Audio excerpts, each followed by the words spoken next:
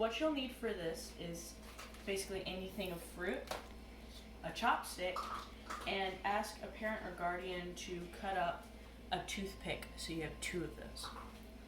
So this is a pretty simple one. You just take your fruit, like, I don't know, they're sticking together. You take your fruit and you just stab it.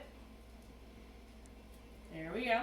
And you just put it all the way down the chopstick like this. And you just continue to do that. It's going to be a little messy. You just keep doing that until you start to have, I guess, what looks like a caterpillar.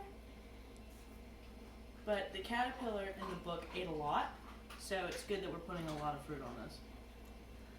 So you just keep doing that. Ooh. It's going to be very, very slippery. I will warn you. You might want to ask for help. Pineapple is going to be kind of hard because it falls apart, so I wouldn't suggest using that. So we have, it's very slippery. Just stick it through here. Make sure you kind of get it in the middle or it'll be too weak. And you just keep doing this. I'm going to try a grape, but it might not work.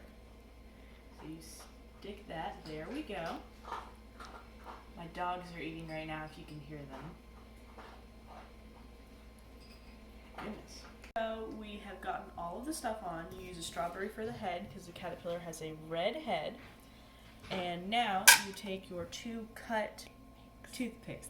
So you put them in the head. It looks a little wonky right now, I will admit. And you take your blueberries. You just stick them on there. Oh no, it fell.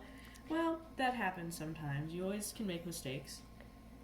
So if that doesn't work, just put them on there.